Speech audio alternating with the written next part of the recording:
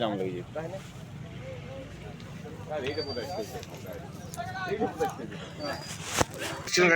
কলকাতা কসবা ছিলাম। হ্যাঁ